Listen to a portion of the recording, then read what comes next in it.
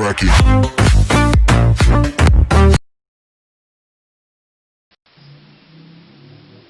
Assalamualaikum warahmatullahi wabarakatuh. Perkenalkan, nama saya Putri Ayu Puspitasari dengan nomor BP 1911111023 dari Fakultas Teknologi Pertanian dan Prodi Teknik Pertanian dan Biosistem Universitas Andalas. Sebelumnya saya mengucapkan terima kasih kepada dosen pengampu yang telah mengamanahkan untuk pembuatan tugas PowerPoint dalam bentuk video. Di sini saya akan menjelaskan definisi dari organisasi profesi dan kode etik profesi. Nah, baik ya teman-teman, di sini sudah muncul tampilan layar seperti yang teman-teman lihat atau audiens semuanya lihat. Bagaimana definisi dari organisasi profesi dan definisi kode etik dari profesi. Pertama kita akan menjelaskan bagaimana definisi menurut organisasi profesi. Definisi dari organisasi profesi merupakan organisasi yang anggotanya adalah para praktisi yang menetapkan diri mereka sebagai profesi dan bergabung bersama untuk melaksanakan fungsi-fungsi sosial yang tidak dapat mereka laksanakan dalam kapasitas mereka sebagai individu.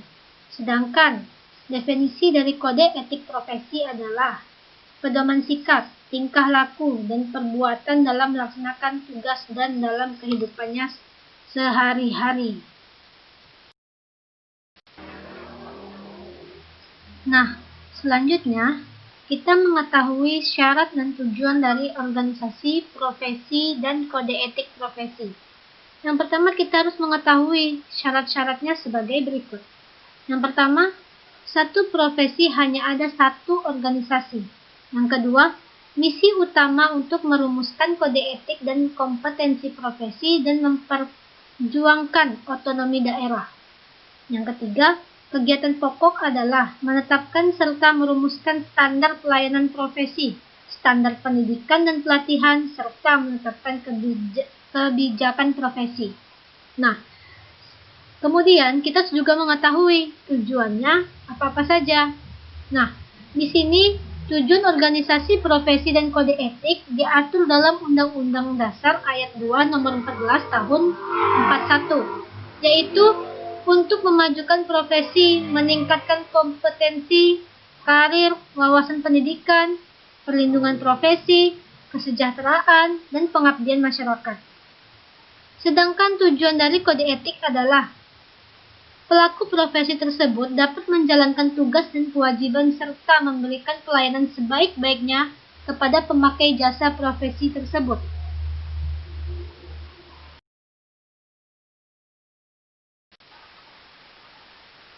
Nah, seperti yang audiens dan teman-teman lainnya bisa lihat di tampilan layar ya. Di sini tertera fungsi dan sanksi. Nah, kita harus mengetahui terlebih dahulu fungsi dari organisasi profesi. Yang pertama, mengembangkan dan memajukan profesi. Yang kedua, menerbitkan dan memperluas ruang gerak profesi. Yang ketiga, menghimpun dan menyatukan pendapat dari warga profesi. Yang keempat, memberikan kesempatan pada semua anggota untuk berkarya dan berperan aktif dalam mengembangkan dan memajukan profesi. Yang kelima, menyatukan gerak langkah dan meningkatkan profesionalitas anggota. Nah, kemudian kita mengetahui sanksi apa yang diberikan kepada orang yang melanggar dari sebuah organisasi profesi dan kode etik profesi. Ada dua jenis sanksi yang diberikan kepada pelanggar kode etik profesi. Yang pertama, jika kode etik yang dilanggar masih dalam keadaan moral, maka sanksi yang diberikan adalah sanksi berupa moral, yaitu berupa dari kelompok atau pihak-pihak terkait. Yang kedua, jika kode etik yang dilanggar telah melewati batas norma moral dan sosial, maka sanksi yang diberikan adalah sanksi hukum. Nah, di sini juga bisa audiens dan teman-teman lainnya lihat contoh skema organisasi profesi di bidang keteknikan dan pertanian. Seperti itu ya, seperti skema atau struktur bagan organisasi yang ada di teknik pertanian.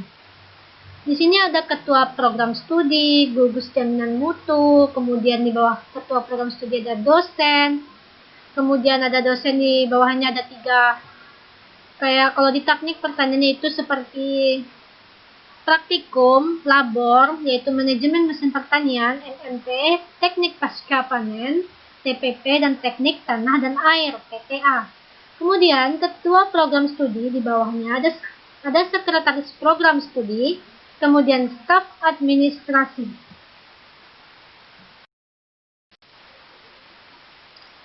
Nah, yang terakhir yaitu kita akan mengetahui contoh organisasi profesi di bidang keteknikan dan pertanian. Di sini ada 2 contoh organisasi profesi. Yang pertama itu organisasi PII atau Persatuan Insinyur Indonesia. Organisasi bidang teknik yang telah memiliki kualifikasi yang telah ditentukan. Organisasi ini merupakan persatuan orang yang memiliki gelar akademik sebagai sarjana teknik pertanian atau sarjana teknik terapan yang terakreditasi dengan pihak terkait. Sedangkan organisasi yang satunya lagi yaitu PERTETA, Perhimpunan Teknik Pertanian. Organisasi profesi yang independen yang beranggotakan masyarakat Indonesia dari berbagai kalangan dan profesi di mana memiliki keahlian di bidang pertanian. PERTETA ini bergerak di pengembangan desain peralatan dalam mendukung ketahanan pangan, teknik produksi, perkebunan, dan pasca panen. Nah, sekian pembahasan dari saya. Itulah mengenai materi organisasi profesi dan kode etik profesi yang saya ketahui dan yang sudah saya review juga dari berbagai sumber. Jika ada salah, saya mohon maaf. Jangan lupa like dan subscribe. Saya tutup dengan wassalamualaikum warahmatullahi wabarakatuh.